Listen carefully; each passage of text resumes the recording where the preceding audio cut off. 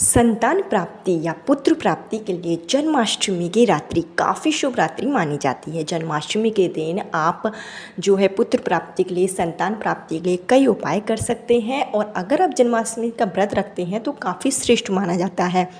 अगर आप व्रत नहीं रख रहे हैं तो आप सिर्फ उपाय कीजिए। मैं आपको इस वीडियो में बहुत ही साधारण सा उपाय बताऊंगी जिसको कि अगर आप जन्माष्टमी की शाम के समय करते हैं 6 बजे से लेके आप रात में 12 बजे तक, जिस समय श्री कृष्ण का जन्मोत्सव मनाया जाएगा, उस समय तक आप उपाय कर सकते हैं।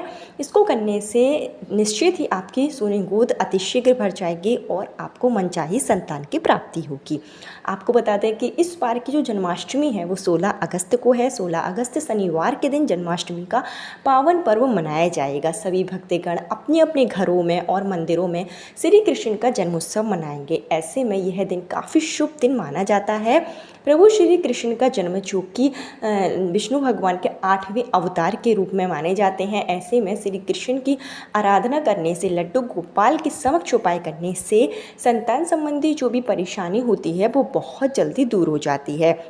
कोई महिलाएं हैं जिनको गर्भधारण होता है लेकिन बार बार मिसकैरेज हो जाता है, घर में पितृदोष है, नजर दोष है या फिर आपके ऊपर ग्रह दोष है जिसके कारण संतान प्राप्ति में बाधाएं आ रही हैं, पुत्र प्राप्ति की चाह है लेकिन पूरी नहीं हो पा रही है, तो ऐसे में आपके पास बहुत ही अच्छा मौका है श्री कृष्ण जन्माष्टमी का।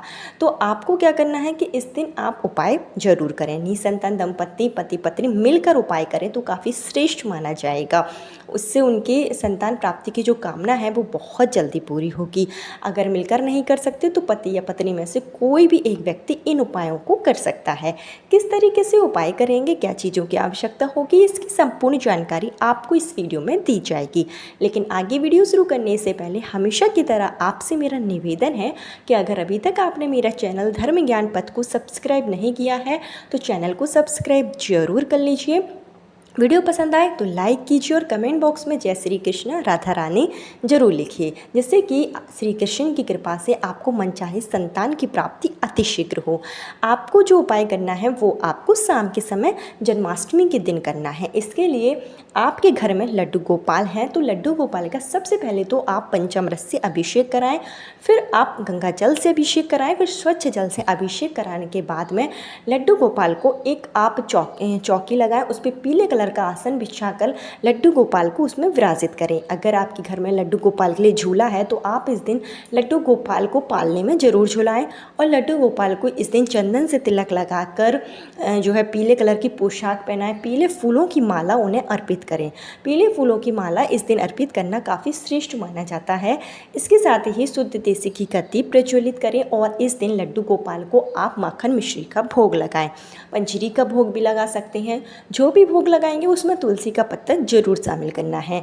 इसके साथ ही इस दिन आप जो है एक छोटा सा उपाय करेंगे कि आपको एक चांदी की बांसुरी लेना है। चांदी की छोटी सी आप बांसुरी ले सकते हैं। चांदी की छोटी सी बांसुरी लेकर इसको आप सबसे पहले पंचामृत से अभिषेक कराएं। इसका भी आपको फिर गंगा जल से अभिषेक कराने के बाद में स्वच्छ जल से अभिषेक कराकर चांदी की बांसुरी पर आपको चंदन से, कुमकुम से तिलक लगाना है और इस बांसुरी को आपको लड्डू गोपाल के सामने रख देना है। रखते समय संतान प्राप्ति, पुत्र प्राप्ति की कामना कीजिए। शुद्ध देशी घी का दीप प्रज्वलित करें और संतान गोपाल मंत्र का 108 बार आपको जाप करना है। ज़्यादा से ज़्यादा आप इसका 1100 बार भी जाप कर सकते हैं। संतान गोपाल मंत्र का जाप इस दिन करना काफ़ी श्रेष्ठ माना जाता है। इसके साथ ही इस दिन जो मौसमी फल है जैसे केला है, विशेष करके केला ही सर्वश्रेष्ठ माना जाता है। केला जो कि दैवीय फल होता है तो इसको आप लड्डू गोपाल को जरूर चढ़ाएं। लड्डू गोपाल को इस दिन आप तुलसी की माला बनाकर भी चढ़ा सकते हैं, जो कि काफ़ी श्रेष्ठ माना जाता है। तुलसी की माला नहीं है तो पीले फूलों की जो मैंने आपको माला बताई है तो वो आप जो है ज़रूर लड्डू गोपाल को इस दिन चढ़ा दें। लड्डू गोपाल के सामने पति पत्नी मिलकर संतान प्राप्ति के लिए कामना करेंगे। चांदी की जो बांसुरी आपने चढ़ाई है उसका पहले आपको पूजन कर लेना है। मंत्रों का जाप हो जाए, आरती कर लें, उसके बाद यह बांसुरी ले जाना है आपको। आपके घर के आसपास कहीं पर भी श्री कृष्ण भगवान का जो है मंदिर हो जहाँ पर श्री कृष्ण का जन्मोत्सव मनाया जाता हो। तो यह बांसुरी आप शाम के समय लड्डू गोपाल का जब पूजन कर लें तो आप इस बांसुरी को मंदिर में ले जाएं और मंदिर में जिस समय लड्डू गोपाल का जैसे जन्म होगा, वैसे रात्रि में लड्डू गोपाल का जन्म उत्सव जो है श्री कृष्ण का जन्मोत्सव रात्रि में मनाया जाता है। तो अगर आप रात्रि में जा पाएँ तो काफ़ी श्रेष्ठ है, और जैसे रात्रि में जैसे नहीं जा पा रहे हैं तो 6 बजे के बाद यानी सूर्य अस्त के बाद आप कभी भी जा सकते हैं। और इस बांसुरी को आप वहाँ मंदिर में जो वहाँ के पुजारी होंगे या जो भी वहाँ के सेवाकार होंगे उनको आपको यह बांसुरी दान दे देना है, और दान जब आप देंगे तो पंडित जी का आशीर्वाद आपको जरूर लेना है। इस छोटे से उपाय को अगर आप जन्माष्टमी के शाम के समय कर लेते हैं तो ये काफ़ी श्रेष्ठ माना जाता है।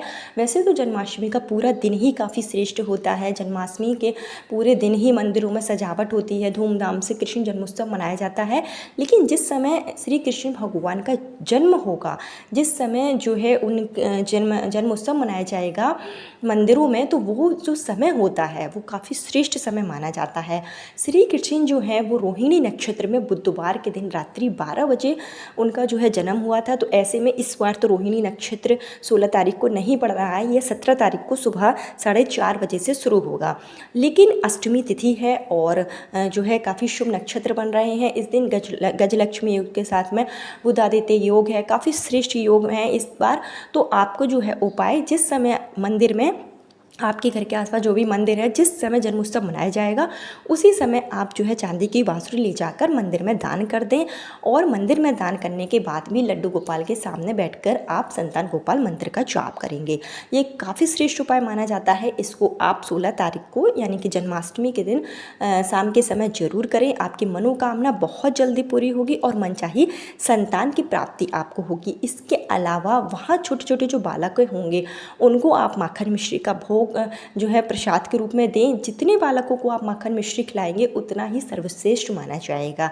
इसके अलावा जो खिलौने होते हैं वो खिलौने भी आप इस दिन बालकों को दान करें, ऐसा करना भी श्रेष्ठ माना जाता है। इससे भी संतान प्राप्ति के प्रबल योग बनते हैं। उसके बाद जब आप मंदिर से लौट कर आएंगे तो तुलसी के समक्ष आपको दीप जरूर प्रज्वलित करना है। करीब आपको 11 दिनों तक तुलसी माता के सामने शुद्ध देसी घी का दीप प्रज्वलित करेंगे और ओम नमो भगवते वासुदेवाय नमः मंत्र का जाप करेंगे।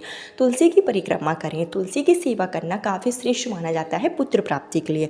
जन्माष्टमी के दिन श्री कृष्ण की पूजा भी की जाती है और तुलसी माता की भी पूजा की जाती है।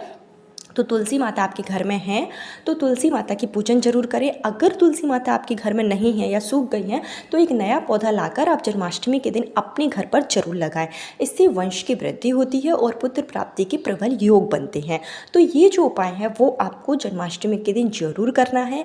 राधा रानी की कृपा से, प्रभु श्री कृष्ण की कृपा से आपकी शून्य गोद अति शीघ्र भरेगी और आपके घर में खुशियों का आगमन होगा। तो इस उपाय को आप जरूर कर लें। माता रानी की कृपा से, माँ लक्ष्मी की कृपा से आपकी मनोकामना जरूर पूरी होगी।